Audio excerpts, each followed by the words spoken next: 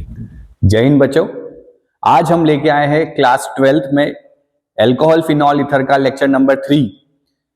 पिछले लेक्चर में हमने फिजिकल प्रॉपर्टीज और केमिकल प्रॉपर्टीज में एक रिएक्शन पढ़ा था अल्कोहल और फिनॉल का, जिसमें ऑक्सीजन और हाइड्रोजन के बीच के बॉन्ड को ब्रेक किया था। मतलब हमने अल्कोहल और फिनॉल के एसिडिक कैरेक्टर को पढ़ा था। आज की जो हमारी केमिकल प्रॉपर्टी है उसमें जो बॉन्ड ब्रेक होगा वो होगा कार्बन और ऑक्सीजन के बीच में, और इसकी सारी रिएक्शंस को हम पढ़ेंगे। तो ये अल्कोहल फिनॉल का हमारा लास्ट लेक्चर होगा। इसके बाद अगले लेक्चर में हम लोग ईथर स्टार्ट करेंगे। तो चलिए अपने नोट्स बनाना स्टार्ट कीजिए और अच्छे से पढ़ाई को स्टार्ट कीजिए। तो सेकेंड रिएक्शन जो अल्कोहल और फिनॉल देते हैं वो है reactions involving cleavage of carbon oxygen bond. मतलब अल्कोहल में अगर हम यहां लिखें RCH2OH, तो जो बॉन्ड ब्रेक होता है वो होता है कार्बन और ऑक्सीजन के बीच में। मतलब यहां पे अल्कोहल OH निकालता है। The reaction involving cleavage of C bond O takes place only in alcohol. Phenol shows this type of reaction only with zinc. तो रिएक्शन सिर्फ अल्कोहल देता है और फिनॉल ये रिएक्शन सिर्फ कौन सी देता है, किसके साथ देता है? जिंक के साथ। जिंक डस्ट के साथ बड़ी फेमस रिएक्शन है, आगे हम पढ़ेंगे। क्या इंपॉर्टेंट पॉइंट जो यहां याद रखना है, तो कल हमने देखा था कि alcohol worked as a nucleophile because वो अपना लोन पेयर डोनेट करता है। आज हम बोलेंगे कि alcohol worked as an electrophile. Alcohol electrophile के जैसे भी काम करता है। पर क्या अल्कोहल इलेक्ट्रोफाइल के जैसे काम करता है? तो किस कंडीशन में करता है? The bond between C bond O is broken when they react as electrophile. Protonated alcohol react in this manner. Sorry, protonated alcohol. कौन सा अल्कोहल? प्रोटोनेटेड।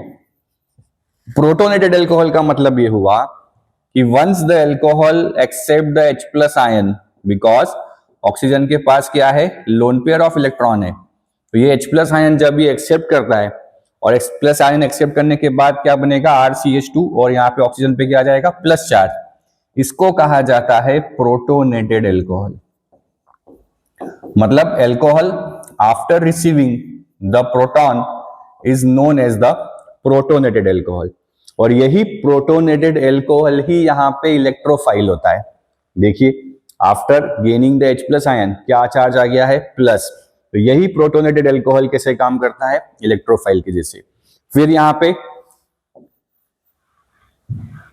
अटैक होता है रिएजेंट का, और यहां से कौन बाहर निकल जाता है? H2O बाहर निकल जाता है। ठीक है, तो protonated alcohol worked as a electrophile. ठीक है, तो कोई भी इलेक्ट्रॉन लविंग स्पीशीज, ये इलेक्ट्रॉन लविंग स्पीशीज हुआ है, तो किसी भी न्यूक्लियोफाइल पे ये क्या करता है? आसानी से अटैक कर देता है। क्लियर है? बात समझ में आई? तो अल्कोहल ROH अगर रिएक्शन में आता है तो वो न्यूक्लियोफाइल होता है। बट अगर प्रोटोनेटेड अल्कोहल आ जाए जैसे RCH2 और OH2+, तो ये जो है इलेक्ट्रोफाइल के जैसे काम करता है। क्लियर है? तो अल्कोहल यहाँ पे इलेक्ट्रोफाइल भी है और न्यूक्लियोफाइल भी है। बढ़े आगे, तो सारी जो रिएक्शंस यहाँ पे होने वाली है वो इसी प्रोटोनेटेड अल्कोहल में होगी, और ये बॉन्ड ऑक्सीजन अपना प्लस हटाने के लिए बॉन्ड तोड़ेगा और यहाँ पे OH जो है वो बाहर निकल जाएगा। क्लियर है? तो इस तरीके से कार्बन और ऑक्सीजन के बीच का बॉन्ड ब्रेक होता है। बढ़े आगे, चलिए पहली रिएक्शन है रिएक्शन विद हाइड्रोजन हैलाइड्स। ये रिएक्शन हम पढ़ के ही आए हैं, याद कीजिए। ROH प्लस HCl, ग्रूव्स मेथड हमने पढ़ा है। एनहाइड्रस ZnCl2, ये पूरा कॉम्बिनेशन लुकास रिएजेंट कहलाता है। It is known as the Lucas reagent. क्या होता है यहाँ पे? सब्स्टिट्यूशन है, और क्या बनेगा? RCl plus H2। 3 degree immediately reaction देता है। 2 डिग्री टेक्स 2 to 5 मिनट्स, और 1 डिग्री रूम टेम्परेचर पे रिएक्शन नहीं देता, but elevated temperature 60-70 degree Celsius पे रिएक्शन देता है।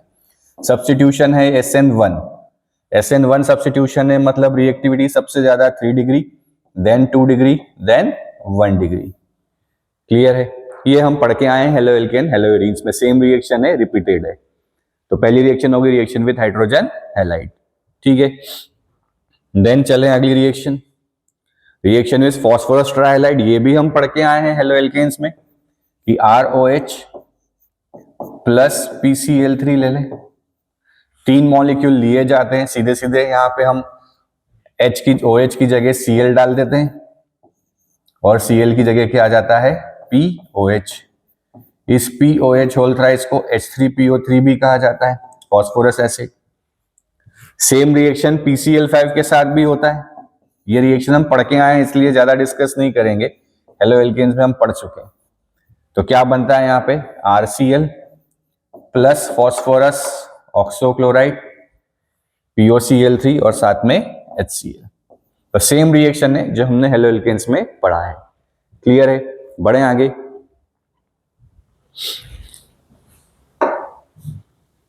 Next reaction, a very important one, which is the dehydration, most important reaction.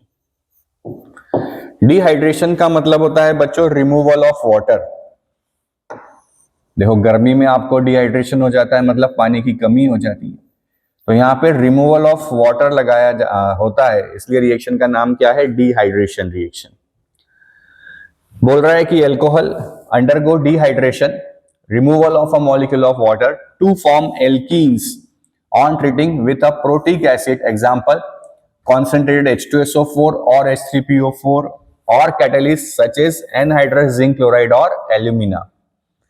कि यहाँ पे एल्कोहल जो है अपने मॉलिक्यूल में से वाटर को बाहर निकाल के एल्कीन बनाता है, और ये रिएक्शन किसी एसिड के प्रेजेंस में होता है, लाइक H2SO4 या H3PO4, या कोई कैटलिस्ट जैसे एनहाइड्रस जिंक क्लोराइड, क्योंकि एनहाइड्रस जिंक क्लोराइड भी क्या है, वाटर को बाहर निकालता है, और एल्यूमिना। और क्या बनता है, एल्कीन का फॉर्मेशन होता है। किसका फॉर्मेशन होता है, एल्कीन का।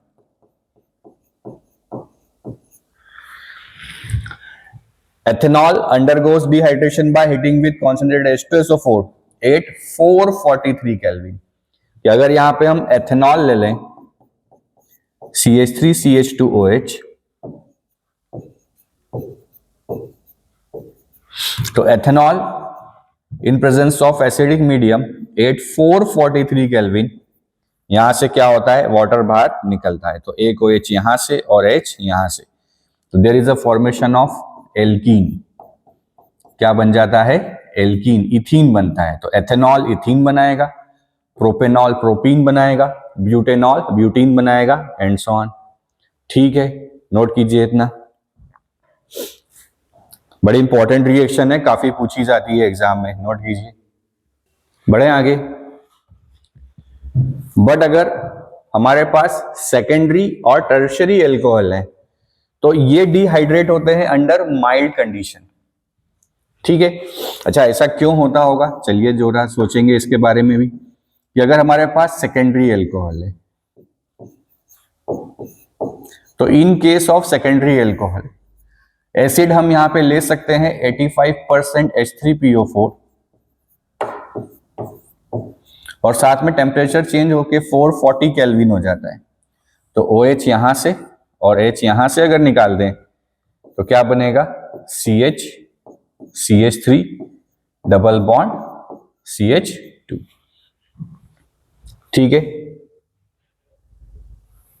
Plus H2।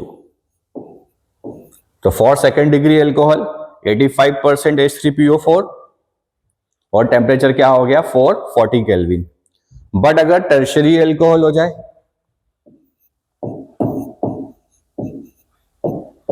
If we have tertiary alcohol, तो टर्शियरी एल्कोहल में देखा जाता है कि 20% ही H3PO4 और 358 केल्विन पे ही रिएक्शन हो जाता है। मतलब क्या होता जा रहा है, जैसे जैसे डिग्री ऑफ एल्कोहल बढ़ता जा रहा है, वैसे वैसे रिएक्शन की जो कंडीशंस है वो माइल्ड होती जा रही है, बहुत इजीली वो रिएक्शन होता जा रहा है। तो यहां पे क्या बन जाएगा, यहां से OH और किसी भी एक कार्बन से क्या निकाल दें, हाइड्रोजन निकाल दें।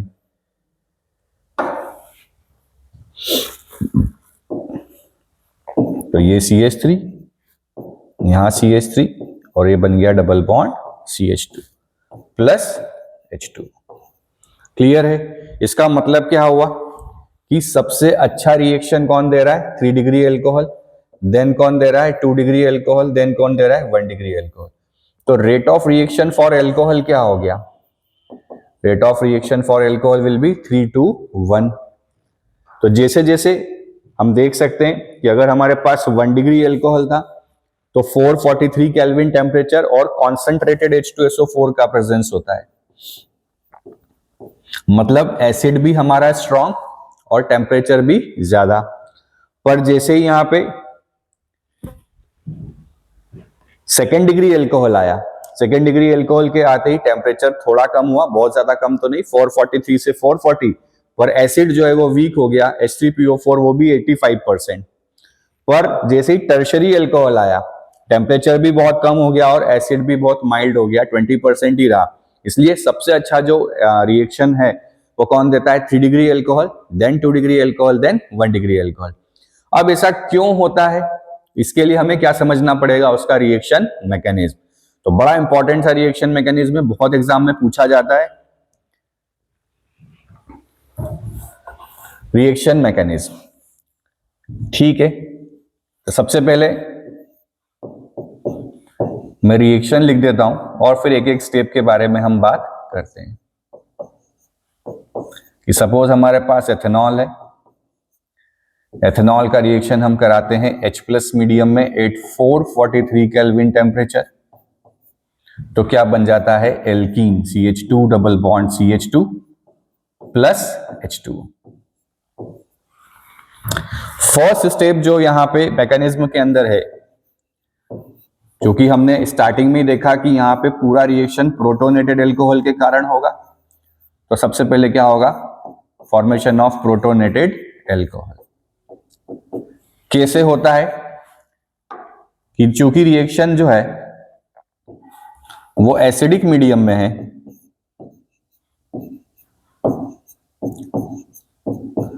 तो एसिडिक मीडियम में रिएक्शन होने के कारण रिएक्शन की शुरुआत में मीडियम ही आता है अपना H+ लेके। तो ऑक्सीजन अपना जो लोन पेयर है वो लोन पेयर किसको देता है? H+ को, और बॉन्ड बनाता है CH3 CH2, ऑक्सीजन H, ये एक H, एक लोन पेयर दे दिया है इसलिए चार्ज कैसा आ जाएगा? प्लस का। ठीक है। सेकेंड स्टेप जो होती है, it is formation of carbocation. तो इस सेकेंड स्टेप से आपको समझ में आएगा कि क्यों 3 डिग्री एल्कोहल सबसे अच्छा रिएक्शन देता है। क्योंकि सेकेंड स्टेप में क्या बन रहा है? कार्बोकेटायन बन रहा है। कार्बोकेटायन जब जब बनता है तो उसकी स्टेबिलिटी हम ऐसे ही चेक करते हैं कि CH3 CH2, ये OH2 और यहां क्या आ जाएगा? प्लस। तो being an electronegative element, oxygen do not want to bear this positive charge, इसलिए वो क्या करता है? कार्बन से बॉन्ड ब्रेक कर लेता है। और जैसे ही यहां कार्बन से बॉन्ड ब्रेक होता है, क्या बन जाता है? Carbocation. There is a formation of carbocation. तो जब जब कार्बोकेटायन बनता है तो उसकी स्टेबिलिटी हमें अच्छे से पता है, 3 डिग्री, 2 डिग्री और 1 डिग्री। इसीलिए सबसे अच्छा जो एल्कोहल रिएक्शन देता है वो कौन सा देता है? 3 degree, then 2 degree, then 1 degree. और थर्ड स्टेप में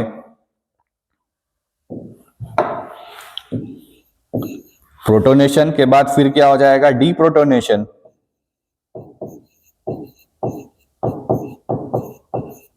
एंड फॉर्मेशन ऑफ एल्कीन।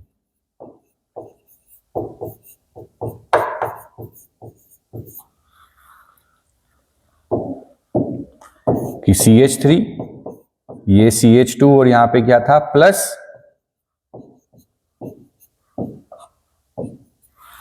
तो यहां से ये इलेक्ट्रॉन यहां और H+ बाहर।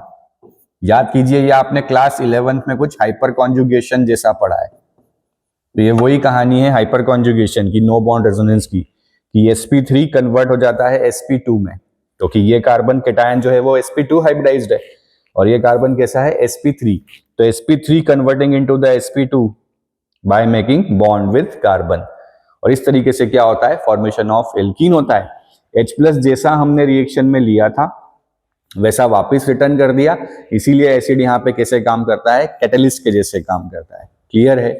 बड़ा इंपॉर्टेंट मैकेनिज्म है, बहुत बार एग्जाम में पूछा जाता है, तो इसे नोट कीजिए, अच्छे से आपको ये याद करना ही है। 3 या 4 मैकेनिज्म ही आपके एग्जाम में मोस्टली पूछे गए हैं। इनमें से पहला कल हमने पढ़ा था कि एल्कीन से एल्कोहल कैसे बनता है, आज हमने सेकंड पढ़ा कि एल्कोहल से एल्कीन वापस कैसे बनाया जाता है। क्लियर है? नोट कीजिए। बढ़े आगे। अगली रिएक्शन है ऑक्सीडेशन। ये जस्ट रिवर्स है रिडक्शन का। हमने कार्बोनिल को रिड्यूस किया था और एल्कोहल बनाया था, तो अब एल्कोहल को ऑक्सीडाइज कर देंगे तो फिर क्या बन जाएगा, कार्बोनिल ग्रुप, एल्डिहाइड और कीटोन। वहां पे क्या किया था, कार्बोनिल का बॉन्ड तोड़ के HH लगाया था। यहां पे अब क्या करना है, H और H का बॉन्ड तोड़ के वापस डबल बॉन्ड लगाना है। तो oxidation of alcohol involves the formation of carbon oxygen double bond. Oxidation में हमेशा क्या बनता है, carbon oxygen double bond with cleavage of NOH bond and CH bond. तो एक बॉन्ड O और H के बीच में टूटेगा, एक बॉन्ड C और H के बीच में टूटेगा। Such a cleavage and formation of bonds occur in oxidation reaction. These all known as dehydrogenation reaction. इसको एक और क्या कहा जाता है, डिहाइड्रोजिनेशन। केमिस्ट्री में डी का मतलब होता है रिमूवल, हाइड्रोजिनेशन का मतलब हाइड्रोजन, तो रिमूवल ऑफ हाइड्रोजन है, इसलिए ऑक्सीडेशन का एक और नाम क्या हो गया बच्चों, डिहाइड्रोजिनेशन।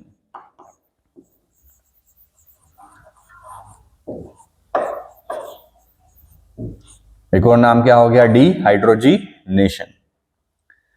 तो जब एल्कोहल को ऑक्सीडाइज किया जाता है तो on oxidise firstly it converts into the aldehyde अगर 1 डिग्री एल्कोहल है, और aldehyde on further oxidation convert into the carboxylic acid. अगर 2 डिग्री एल्कोहल है तो 2 degree alcohol convert into the ketone, और कीटोन का ऑक्सीडेशन नहीं करवाते हैं, बनता कार्बोक्सिलिक एसिड ही है, पर ये ऑक्सीडेशन बड़ा जो है खतरनाक सा होता है, इसलिए इसको नहीं कराया जाता। कार्बोक्सिलिक एसिड बनाने के लिए एल्डिहाइड को ही प्रिफर किया जाता है। तो ऑक्सीडेशन में याद रखें, 1 degree alcohol convert into the aldehyde and 2 degree alcohol converts into the ketone. 2 degree alcohol ketone में कन्वर्ट होगा और 1 डिग्री एल्कोहल एल्डिहाइड में कन्वर्ट होगा। और इस एल्डिहाइड का अगर फर्दर ऑक्सीडेशन करा देंगे तो फर्दर ऑक्सीडेशन कराने पे किस में कन्वर्ट हो जाएगा, कार्बोक्सिलिक एसिड में। क्लियर है? आया समझ में? चलिए बढ़े आगे। स्ट्रॉन्ग ऑक्सीडेशन कराना है तो ऑक्सीडाइजिंग एजेंट चाहिए। 2 टाइप के होते हैं, पहला होता है स्ट्रॉन्ग, दूसरे होते हैं माइल्ड। अब स्ट्रॉन्ग में कौन कौन से होते हैं, तो potassium permanganate KMnO4, alkaline KMnO4 और एसिडिक K2Cr2O7 पोटेशियम डाइक्रोमेट। तो एक KMnO4, एक K2Cr2O7। तो यही लिखा है कि strong oxidising agent such as acidified potassium permanganate are used for getting carboxylic acids from alcohol directly. If we have RCH2OH, either we can use the alkaline KMnO4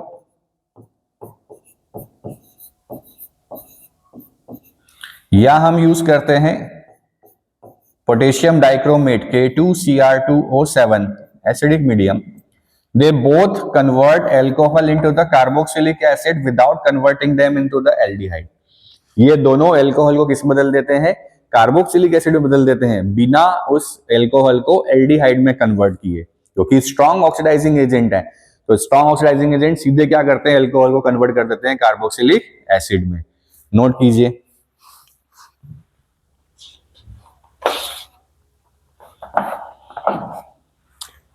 बढ़े आगे।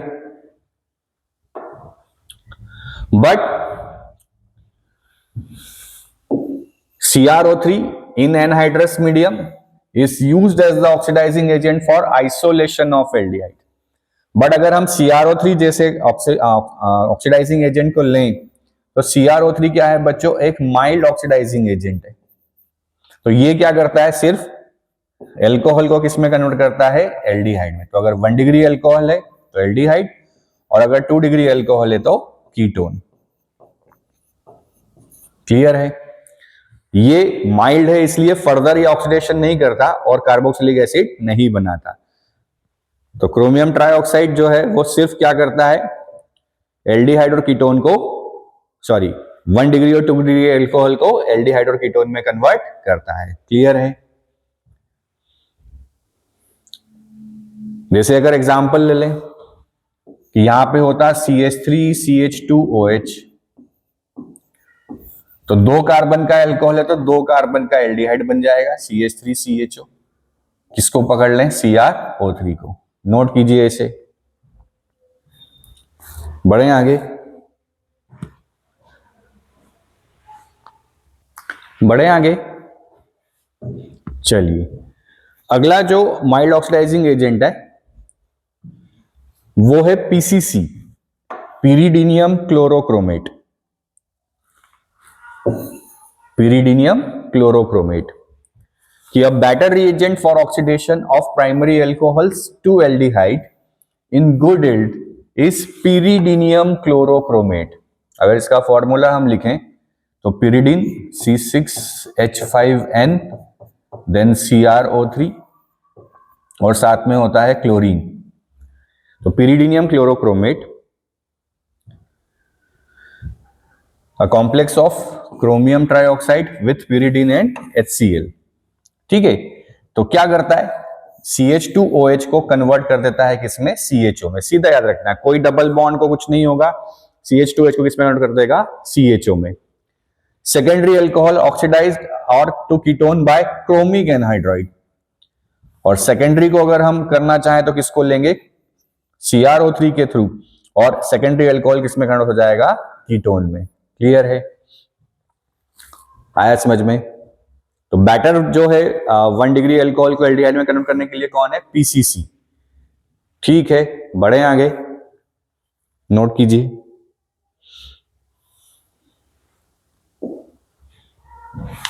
Tertiary alcohol do not undergo oxidation reaction under strong reaction conditions such as strong oxidizing agent KMnO4 and at elevated temperature, cleavage of various C bond C takes place and a mixture of carboxylic acid containing lesser number of carbon atom is formed।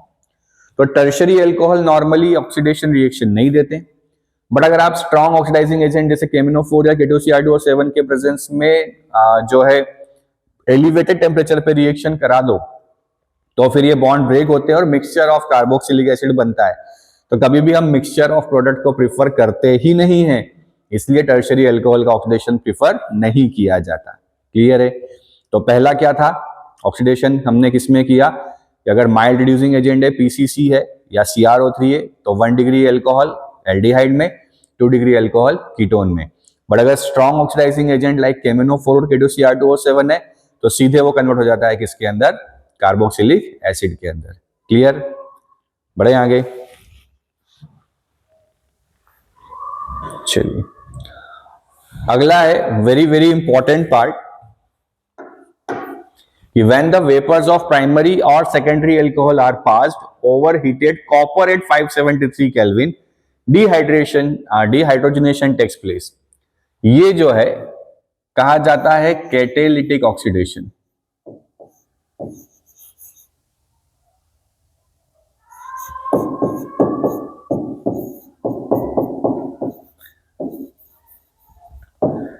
क्या किया जाता है इसमें कि जो 1 degree alcohol है RCH2OH in presence of copper at 573 Kelvin temperature, 1 degree alcohol convert होता है किसमें? वही एल्डिहाइड में। सिमिलरली अगर हमारे पास 2 डिग्री अल्कोहल है, क्या है? 2 degree alcohol, copper 573 Kelvin temperature है, तो किसमें कन्वर्ट होता है? ये कीटोन में कन्वर्ट होता है। बट अगर वेरी इंपॉर्टेंट वन कि यहां पे अगर 3 डिग्री अल्कोहल आ जाए, क्या आ जाए? 3 डिग्री अल्कोहल, तो 3 डिग्री अल्कोहल में डिहाइड्रेशन हो जाता है और यहां पे वाटर बाहर निकल जाता है।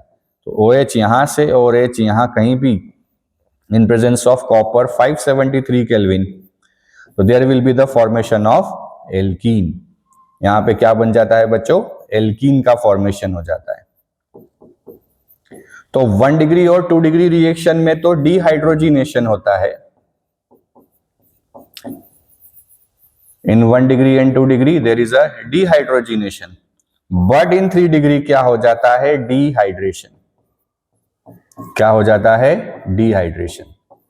तो 1 डिग्री 2 डिग्री में डिहाइड्रोजिनेशन कॉपर 573, बट अगर टर्शियरी एल्कोहल आ जाए तो टर्शियरी एल्कोहल में इंस्टेड ऑफ द ऑक्सीडेशन यहां पे क्या होता है, डिहाइड्रेशन, और बनता है एल्कीन। इसलिए ये रिएक्शन बहुत इंपॉर्टेंट है, वेरी वेरी इंपॉर्टेंट। क्लियर है, आया समझ में? बढ़े आगे। अब बात कर लें कुछ बायोलॉजिकल ऑक्सीडेशन की। देखो बड़ा सिंपल सा क्वेश्चन आता है कि कभी भी आपको जो है वैसे तो शराब दारू पीनी ही नहीं चाहिए, है ना, वो हमारे नर्वस सिस्टम को खराब करती है, बट अगर पिए, जिनको लत लगी हुई है कि नहीं छोड़ सकते, वो पिए तो अच्छे ब्रांड की पिए। सबसे बात, जितना अच्छा ब्रांड होगा उतना वो लीवर को डैमेज कम करेगी, है ना। इसका ये मतलब नहीं कि आप पीना चालू कर दें। कहा जाता है, आपने सुना होगा बहुत बार कि जो है कच्ची शराब पीने से मौत हो गई या जहरीली शराब पीने से मौत हो गई इतने की। तो होता क्या है कि जब आप एथेनॉल और मेथेनॉल कंटेनिंग जब एल्कोहल को आप कंज्यूम करते हो तो वो एक बड़ा डेंजरस सा कॉम्बिनेशन है, क्योंकि जब वो एल्कोहल हमारी बॉडी में कंज्यूम होता है तो वो ब्लड में मिक्स होता है।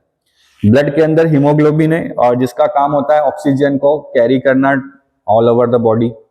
तो वो जब अल्कोहल जिसमें मेथेनॉल और एथेनॉल दोनों हैं, जब वो ब्लड में पहुंचते हैं तो वो ऑक्सीजन के प्रेजेंस में ऑक्सीडाइज हो जाते हैं, और मेथेनॉल वो ऑक्सीडाइज होकर मेथेनोइक एसिड बना लेता है।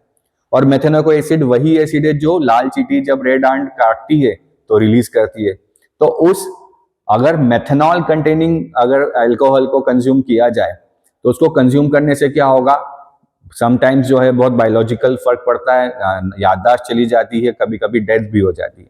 तो यही क्या है, बायोलॉजिकल इंपैक्ट है।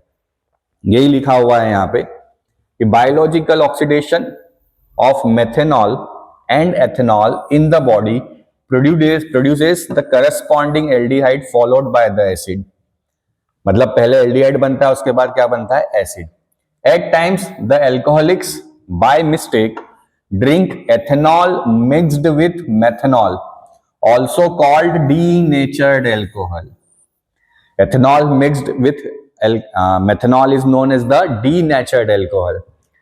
In the body, methanol is oxidized first to methanol and then to methanoic acid, which may causes blindness and death. तो वो जो मेथेनॉल है, एल्डिहाइड है, फॉर्मेल्डिहाइड है, वो पहले जो हमारा मेथेनॉल है CH3OH, वो पहले मेथेनल HCHO फॉर्मेल्डिहाइड में कन्वर्ट होता है, और वो HCHO फॉर्मेल्डिहाइड कन्वर्ट होता है किसके अंदर, फिर मेथेनोइक एसिड मतलब फॉर्मिक एसिड में, जिसके कारण ब्लाइंडनेस हो सकता है, डेथ भी हो सकती है।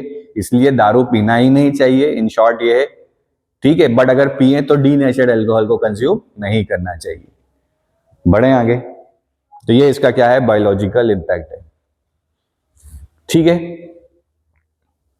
चलिए अगला अब आता है रिएक्शंस ऑफ फिनॉल्स। बड़े इंपॉर्टेंट रिएक्शंस हैं। अब अगर हम फिनॉल की बात करें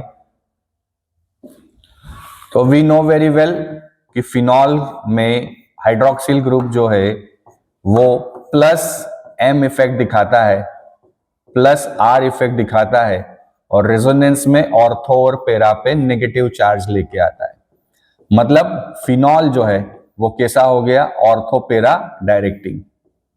ये रेजोनेंस हम बना रहे हैं, एक बना रहे हैं, बाकी आप बना लीजिएगा कि लोन पेयर बॉन्ड पेयर में बदला और बॉन्ड पेयर लोन पेयर में, तो ऑर्थो पे क्या आया, नेगेटिव। इसका मतलब अगर इलेक्ट्रोफिलिक सब्स्टिट्यूशन हमें परफॉर्म करवाना है तो वो सब कहां परफॉर्म होंगे, ऑर्थो और पेरा पोजीशन पे, और मेजर भी कौन सा बनेगा, पेरा। तो सबसे पहला nitration with dilute nitric acid at low temperature phenol is a mixture of ortho and पेरा नाइट्रोफिनॉल। क्या बनाता है ऑर्थो एंड पेरा नाइट्रोफिनॉल? रिएक्शन अगर लिखें कि फिनॉल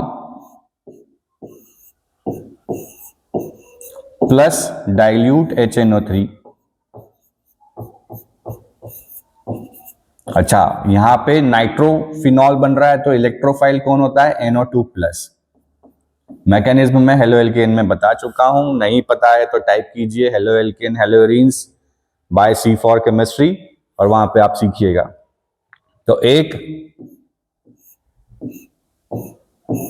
NO2 कहां बच्चों? ऑर्थो पोजीशन पे, और एक NO2 कहां बन जाएगा? पैरा पोजीशन पे।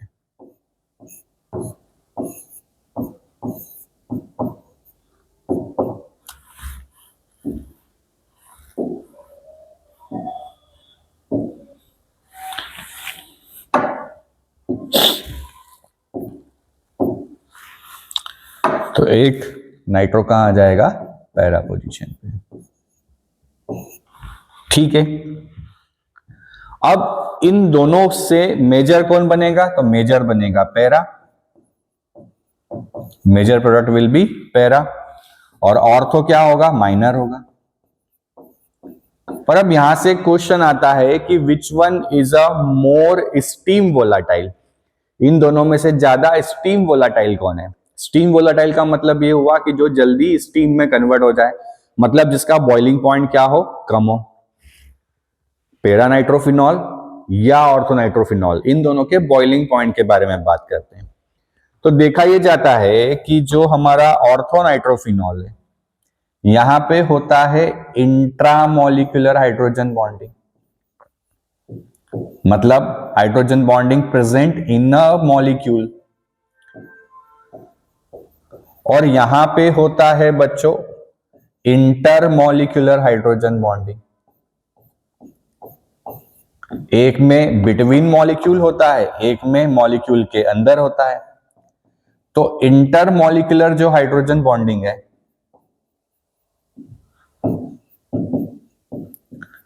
वो ग्रेटर होता है किसके मुकाबले? इंट्रामोलिकुलर के। Inter is stronger hydrogen bonding. अगर इसका बॉन्डिंग स्ट्रांग है मतलब इसके फोर्स ऑफ अट्रैक्शन स्ट्रांग है, और अगर फोर्स ऑफ अट्रैक्शन स्ट्रांग है तो इसको बॉयल करने के लिए हीट ज्यादा देनी पड़ेगी। तो किसका बॉइलिंग पॉइंट ज्यादा हुआ? पैरा नाइट्रोफिनॉल का जो बॉइलिंग पॉइंट है इज ग्रेटर देन ऑर्थोनाइट्रोफिनॉल। क्यों? क्योंकि पैरा नाइट्रोफिनॉल में इंटरमोलिकुलर हाइड्रोजन बॉन्डिंग है और ऑर्थोनाइट्रोफिनॉल में इंट्रामोलिकुलर हाइड्रोजन बॉन्डिंग है। इंटर इज स्ट्रॉन्गर होती है किसके मुकाबले? इंट्रा के। ठीक है, तो ये क्वेश्चन यहां पे बनता है, बड़ा इंपॉर्टेंट सा क्वेश्चन है, नोट कीजिए इसे।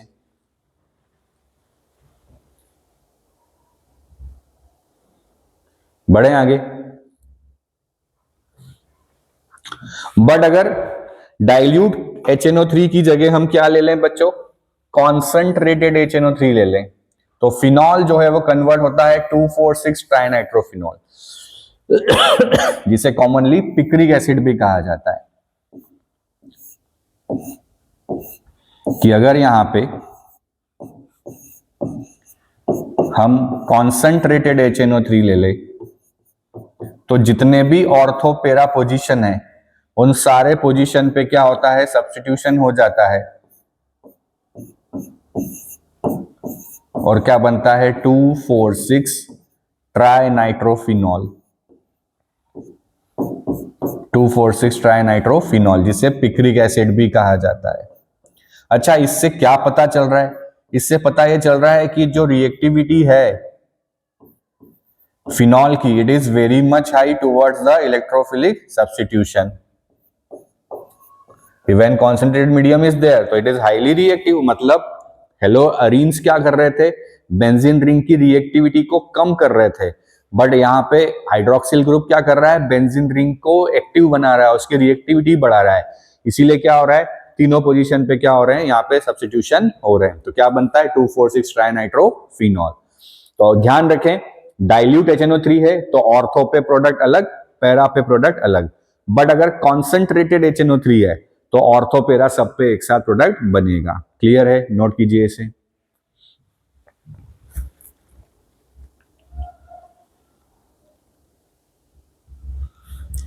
नेक्स्ट आता है halogenation. Same type of reaction halogenation में भी होता है बच्चों,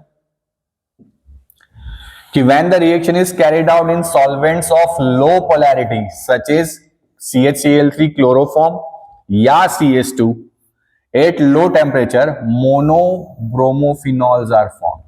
क्या मतलब हुआ कि सपोज हमारे पास है फिनॉल और यहां पे हम ब्रोमिनेशन करा रहे हैं,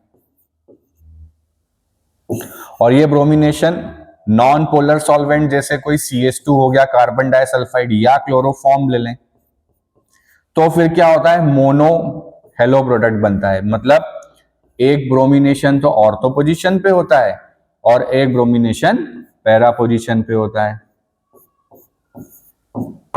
तो एक ऑर्थो पे और एक पैरा पे।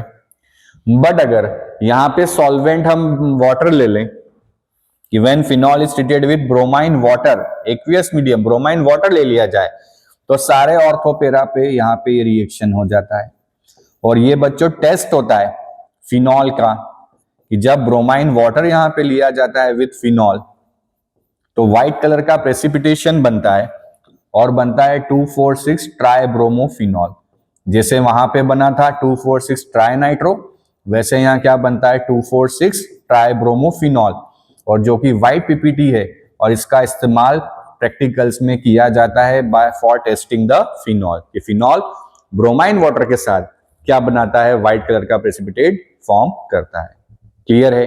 तो अगर नॉन पोलर सॉल्वेंट है CH2 या क्लोरोफॉर्म तो मोनो हेलो प्रोडक्ट बनेगा, एक ऑर्थो पे एक पैरा पे। बट अगर एक्वियस मीडियम है तो यहाँ पे क्या होगा, सारे सब्स्टिट्यूशन एक साथ हो जाएंगे। ठीक है जी, बढ़े आगे, नोट कीजिए इसको। देखें अगला, चलिए नेक्स्ट है most important one, Kolbe's reaction.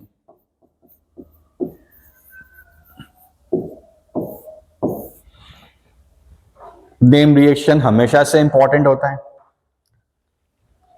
क्या होता है कोल्बे में कि सबसे पहले phenol reacts with NaOH and it forms sodium phenoxide. क्या बनाता है बच्चों, ये सोडियम फिनॉक्साइड बनाता है, O- और Na+। अच्छा, क्यों बनाता है, क्योंकि sodium phenoxide is much more reactive as compare to the phenol. Phenol से ज्यादा रिएक्टिव है कौन, सोडियम फिनॉक्साइड। फिर यहां पे रिएक्शन कराई जाती है कोल्बे में कार्बन डाइऑक्साइड के साथ। इसके साथ कराई जाती है कार्बन डाइऑक्साइड के साथ। तो कार्बन डाइऑक्साइड के साथ रिएक्शन कराने पे यहाँ पे ऑर्थो पोजीशन पे सब्स्टिट्यूशन होता है और बनता है COOH। क्या बनता है, COOH। और फिर एसिडिक मीडियम में हाइड्रोलाइज करा दें तो यहाँ पे बनता है सैलिसिलिक एसिड। अच्छा, रिएक्शन मैकेनिज्म में हम नहीं घुसेंगे। सैलिसिलिक एसिड, यहाँ पे जो इलेक्ट्रोफाइल है वो कार्बन डाइऑक्साइड खुद होता है, कि यहाँ पे माइनस और यहाँ पे प्लस, तो इस प्लस तरफ से यहाँ पे ये अटैक करता है और रिएक्शन बनाता है। तो क्या बनता है, सैलिसिलिक एसिड। क्या नाम हो जाएगा इसका, जनरल नाम सैलिसिलिक एसिड। अगर इसका IUPAC लिखें तो 1,2 2 हाइड्रोक्सी बेंजोइक एसिड। क्या बनेगा, 2 हाइड्रोक्सी बेंजोइक एसिड। तो बड़ा इंपॉर्टेंट रिएक्शन है। ये कार्बन डाइऑक्साइड के साथ क्या बनाता है, सोडियम फिनॉक्साइड सैलिसिलिक एसिड बनाता है, 2 हाइड्रोक्सी बेंजोइक एसिड बनाता है। क्लियर है, बढ़े आगे, चलिए नेक्स्ट आती है रिमर्टिमेन। ये उससे भी ज्यादा इंपॉर्टेंट है, ये दोनों भाई हैं, या तो कोल्बे आती है एक साल और एक साल रिमर्टिमेन आती है। तो यहां भी वही कुछ कहानी होती है। सबसे पहले वही फिनॉल रिएक्ट करता है NaOH के साथ, और NaOH के साथ रिएक्ट करके क्या बनाता है, सोडियम फिनॉक्साइड। रीजन अभी भी वही कि इसकी रिएक्टिविटी ज्यादा होती है। देन ये रिएक्ट करता है क्लोरोफॉर्म के साथ। किससे रिएक्ट करता है? क्लोरोफॉर्म के साथ। और क्लोरोफॉर्म के साथ रिएक्ट करके एक इंटरमीडिएट फॉर्म करता है O माइनस Na+, और यहां पे बनता है CHCl2। क्या बनता है? CHCl2। तो ये एक इंटरमीडिएट है। फिर रिएक्शन कराई जाती है NaOH के साथ। तो दो NaOH आते हैं, ये क्या करते हैं? ये CHCl2 के दोनों क्लोरीन को बाहर निकाल देते हैं। तो दोनों तरफ क्या आ जाता है? OH OH। अब हमें अच्छे से पता है कि एक कार्बन पे दो OH हो नहीं सकते, तो इमीडिएटली यहां से वाटर बाहर हो जाता है। वाटर बाहर होने के बाद बनता है यहां पे O माइनस Na+, और साथ में फॉर्म हो जाता है एल्डिहाइड। फिर H+ लेके आ जाएं तो क्या बन जाता है? O माइनस और Na+ से वापिस OH और CHO। यहां पे एल्डिहाइड बना है, इसलिए इसका नाम होता है सैलिसैल्डिहाइड। क्या नाम होता है? सैलिसैल्डिहाइड। IUPAC लिखें तो क्या हो जाएगा? 2 हाइड्रोक्सी बेंजल्डिहाइड। 2 hydroxy benzaldehyde. दोनों रिएक्शन बड़ी इंपॉर्टेंट है, दोनों आपको याद रखनी है। बहुत इंपॉर्टेंट रिएक्शन है। क्लियर है? आगे बढ़े। तो रिमल्टीमेन में फिनॉल से सैलिसैल्डिहाइड और कोल्बे में फिनॉल से कार्बोक्सिलिक एसिड। अब कैसे याद रखो? कोल्बे क से चालू, कार्बोक्सिलिक एसिड बनाता है क से खत्म। तो फिनॉल कार्बोक्सिलिक एसिड कोल्बे, रिमल्टीमेन में फिनॉल सैलिसैल्डिहाइड। क्लियर है? बढ़े आगे। नेक्स्ट रिएक्शन जो हमने स्टार्ट में कहा था कि फिनॉल केवल एक ही रिएक्शन में OH बॉन्ड तोड़ता है, वो है जिंक डस्ट के साथ। When phenol reacts with zinc dust,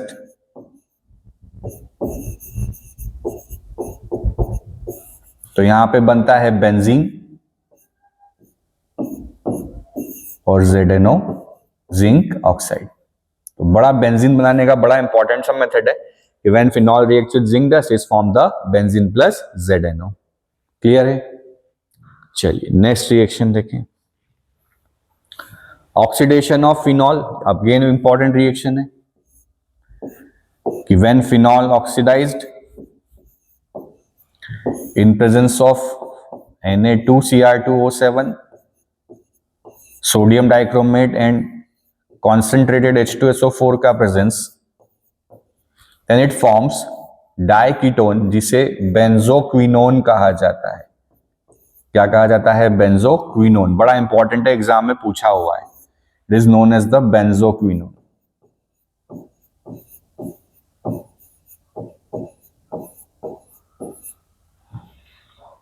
ठीक है कि phenol in the presence of sodium dichromate and concentrated H2SO4 it converts into the benzoquinone। तो ये थे बच्चों रिएक्शंस। चलिए PYQ कर लेते हैं फटाफट से। Right the structure of product when butane 2-ol। It is butane 2-ol।